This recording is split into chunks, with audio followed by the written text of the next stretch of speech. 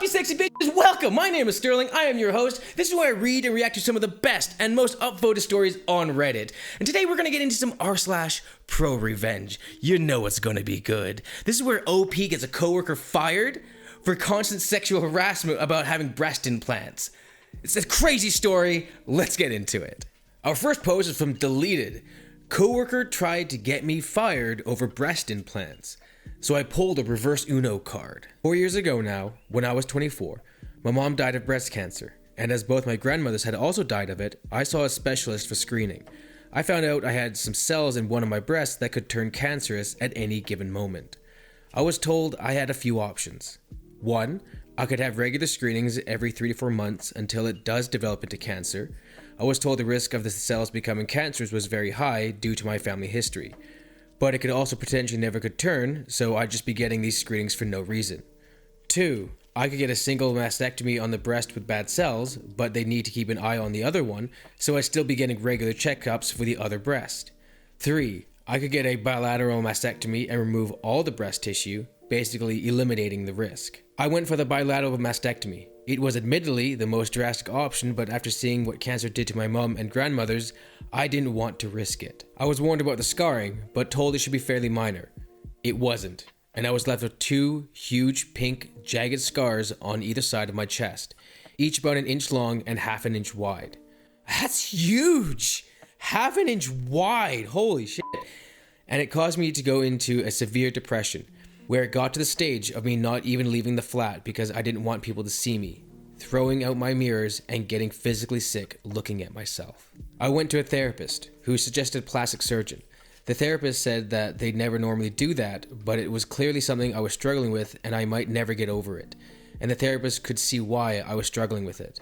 Although I'll admit that the therapist did send me to ask about scar reduction, the plastic surgeon suggested a cream, a laser, or implants. The cream didn't work and the laser was both expensive and risky, so I went with the implants. My natural boobs were F cups, so I went with a slightly smaller double D. Since then, my mental health has improved, and I feel a lot better about the way I look. My confidence has gone up, and as my self-esteem. I know I shouldn't put so much into my appearance, but I wasn't exaggerating about these scars. Huge, bright pink, jagged, raised, just fully awful to look at, and I hate seeing myself. And they are now nicely hidden away and you can barely feel them. In the present day, I'm 28 years old and working in an office. I'm doing a lot better than I was. My coworker Jill found out I had a boob job, but not about the cancer thing. When myself and my friend, from years before the mastectomy, were planning a holiday and she made a joke about me going on a plane with implants, and Jill overheard. By the end of the day, the entire office knew I had a boob job, but not why, and half a dozen people confirmed Jill had told them. Over the next few months, Jill made many jokes and comments about my chest to coworkers when I was in earshot. At one point saying I had more plastic than Barbie and calling me fake in 2 ways. Wow! I didn't hear this one myself, but a friend in the office told me that Jill had at one point referred to me as a sack of silicon. What the fuck? Sack of silicon? That's terrible! I don't know what her problem was exactly, but at one point she mentioned the NHS, so I assumed Jill thought I'd got my tits done for free on the taxpayers' money. I'd gotten the mastectomy done on the NHS, but gone privately for therapy and implants. I asked her to stop, more than once, but unfortunately the places I talked to were places like the lift and the women's bathroom, where there weren't any cameras, and Jill just kept making comments no matter how often I'd ask her not to. I wouldn't say it was every single day, but I heard at least 3 comments per week for 3 months.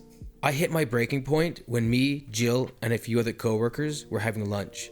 I referred to something as being shallow, and Jill said, "You'd know all about being shallow," while gesturing to my chest. I snapped. I said, "Do you know why I have these? A few years ago, the doctors found potentially cancerous cells in my breast tissue. I was advised to get a mastectomy, and what was left was huge, ugly scars on my chest. I went to see a therapist who sent me to a cosmetic surgeon who advised me to get implants to hide the scars, and I did, just so I could look at myself in the mirror without crying. So maybe next time you want to judge someone for having cosmetic surgery, you should ask them why they had it first." And feeling like that was a mic drop moment. I picked up my food and left. For the rest of the day, I had about 1/3 of the office come up to me and offer support, and the rest tell me that Jill was just joking around and I was being the bitch. Seriously? Wow, OP. Okay. I replied that Jill was being a bitch long before I was. Oh, fuck yeah. Fuck Jill. Like, seriously, Jill can go eat a dick. This is... Wow. I then got an email from HR saying they wanted to talk to me the following day. And when I called for clarification, they mentioned a hostile work environment. Note, this is apparently an American term that holds little weight in England, but it's what was said over the phone. I knew the person who signed off the email and I'd spoken to. Her name was Debbie, and she was Jill's friend in HR, so I was fairly confident who had reported me. I realized that if I was already being sent to HR, I needed as much ammunition as possible, so I went about collecting my information. Oh, OP! Let's see what you get down to. This is in ProRevenge after all. As Debbie had dealt with me so far, it was safe to assume she would be the person reviewing my complaint with me, and if that was true, I was fucked. However, I vaguely remember a section on complaints that was in my contract when I first signed with the company. I flicked through the contract and there was a pardon complaint section that said I was contractually allowed to request a change of reviewer if I felt my allocated reviewer was biased. It was called an impartial overseer. I photoed a copy of the page and highlighted the part. Then, I messaged the people who had offered their support over Facebook and said basically, HR have asked to see me. Do any of you remember Jill insulting me to your face, and are you willing to write and sign something saying of what you heard and when? Not everyone was willing to help, as Jill is somewhat feared in the office due to her befriending HR and management, but about 20 people were willing to help me. I guessed roughly when I asked Jill to stop previously. The 4 asks were over the last few months. Some timings were easy to guess that happened on my break or when I'd first arrived at work, and I wrote them all down, along with a rough time of when the lunchroom confrontation happened and a list of names who was there for the lunchroom confrontation. I got to work slightly early the next morning. I went around to everyone who had messaged me, and most of them managed to give me a printed and signed letter. Some of them didn't manage to write one, but no big deal. This isn't exact words, as there's 16 letters to sum up here, but the gist was, my name is, their name, I work with Jill last name, and OP on date at time, approximate. I spoke with Jill last name, during which she referred to OP as quoted insult.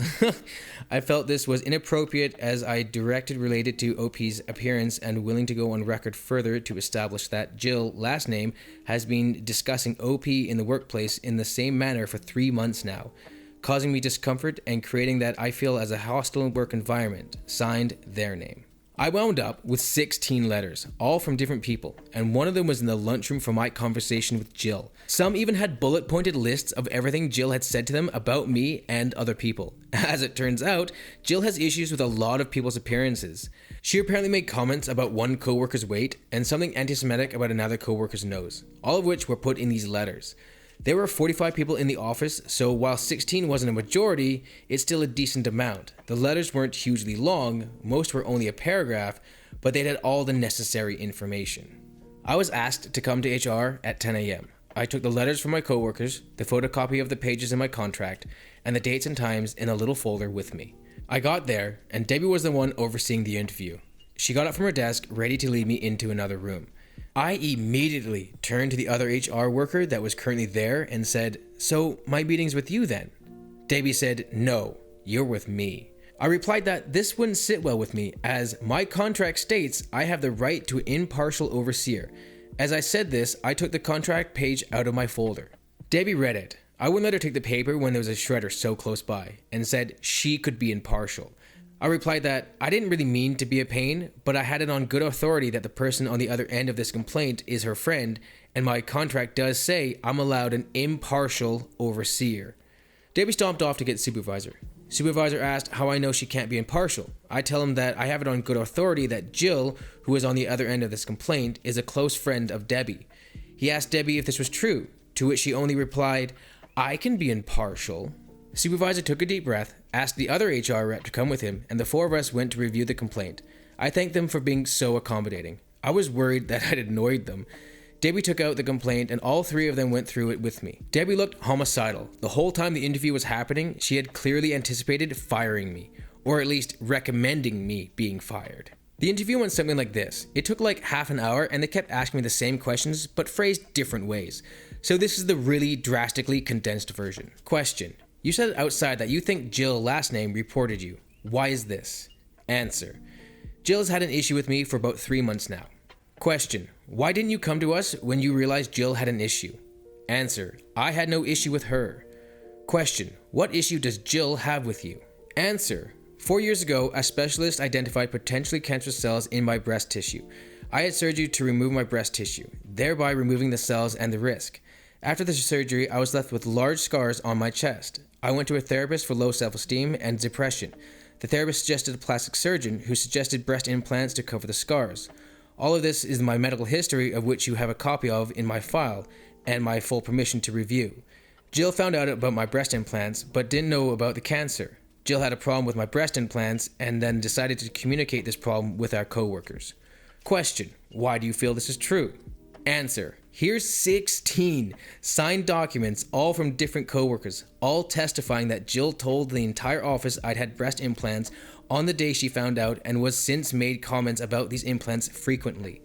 They have quotes of what Jill said to them about it, and rough dates and times. Question: rough dates and times?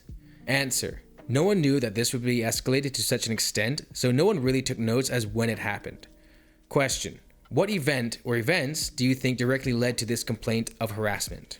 Answer: for me, harassment began when Jill told everyone about my breast implants without my consent. But as to the complaint placed against me, it would probably be what happened at about this time yesterday in the lunchroom. Jill made a comment about me being shallow while gesturing to my breasts, and I replied by giving her an abridged version of my relevant medical history and ending with a comment about the importance of getting a full story. There are cameras in the lunchroom, so I'm sure you'll be able to find that conversation. I'll admit, I could have handled the situation better, but after 3 months, I felt I had to put my foot down.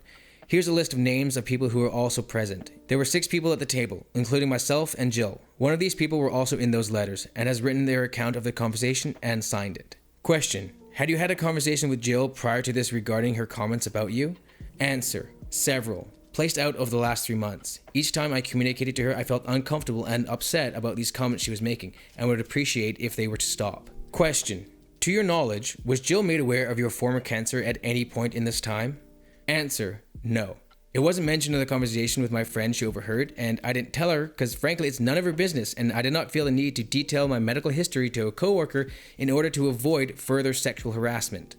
Supervisor stands up and says, well, I think we're done here.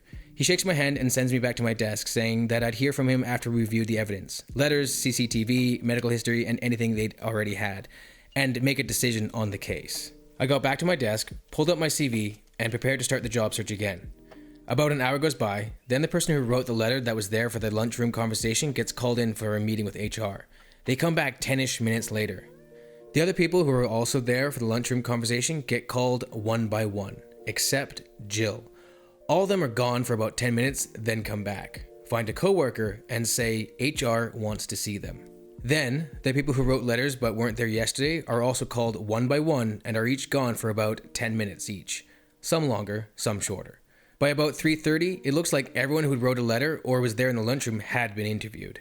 Then, finally, Jill gets called in.